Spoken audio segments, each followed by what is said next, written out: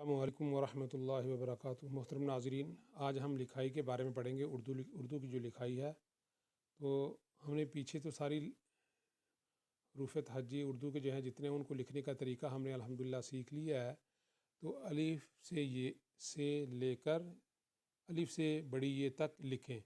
تو یہاں پہ آپ نے جو پہلے لکھا ہے آپ اس کو یہاں پہ الف سے لے کر الف بے تے سے جیم چے ہے خے سارا پورا یہ جو پیج ہے اس کو آپ 2 3 4 دفعہ لکھیں یا اپنے پاس لائنیں لگا لیں اور اس میں لکھیں، اور نیکسٹ پیج جو ہے ہمارا خالی جگہ پر کریں۔ تو یہ دیکھیں یہاں پہ الف ہے، یہاں پہ الف بے آئے گا، یہاں پہ پے ہے، الف بے پے تے آئے گا، تے 2 نقطوں والا، ٹے آئے گا، سے آئے گا، یہاں پہ جیم آئے گا، یہاں پہ چے آئے گا 3 نقطوں والا، ہے آئے گا، خے آئے گا، دال ڈال دال رے زے، ٹھیک ہے، سین بغیر نقطوں کے سین، یہ شین نقطوں والا، صاد نقطے کے بغیر، ضاد طا ضا عین غین فے قاف گاف لام میم نون واو حمزہ چھوٹی یا بڑی یا۔ تو آپ نے یہ جو خالی جگہ ہے اس کو آپ نے پر کرنا ہے، اور کوشش کریں آپ کاپی میں بار بار لکھیں، جتنی دفعہ لکھیں گے، کیونکہ لکھنے کا جو طریقہ تھا وہ الحمدللہ ہم نے کمپلیٹ کر لیا ہے کہ کسی بھی حرف کو ہم نے کس طرح لکھنا ہے، تو وہ پہلے بتا دیا گیا ہے۔ آپ ساتھی بار بار جتنا زیادہ لکھیں گے انشاءاللہ علم الانسان بالقلم، کہ اللہ تعالیٰ نے انسان کو جو علم دیا ہے وہ قلم کے ذریعے دیا ہے، ٹھیک ہے، علم الانسان بالقلم، قلم کے ساتھ۔ تو آپ لوگ جتنا زیادہ لکھیں گے اتنی انشاءاللہ الفاظ آپ کے ذہن کے اندر بیٹھیں گے، فرق آپ کے اندر ذہن کے اندر آئے گا کہ صاد کیا ہے، ضاد کیا ہے، سین کیا ہے، شین کیا ہے، فا کیا ہوتی ہے، قاف کیا ہوتا ہے۔ تو اس کا انشاءاللہ آپ کو آہستہ آہستہ فرق آتا جائے گا۔ تو آگے یہاں پہ ہم الفاظ حروف کو ملائیں، تو آپ دیکھیں یہاں پہ یہ بہت میچنگ کرنی ہے آپ لوگوں نے۔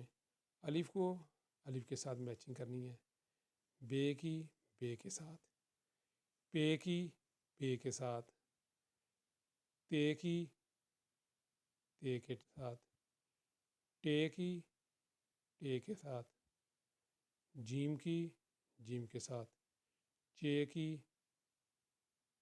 چے کے ساتھ، ہے کی ہے کے ساتھ، اور خے کی یہاں پہ خے کے ساتھ، یہ آپ نے میچنگ کرنی ہے۔ تو انشاءاللہ نیکسٹ پیج جو ہے یہ بھی میچنگ کا ہے، ٹھیک ہے۔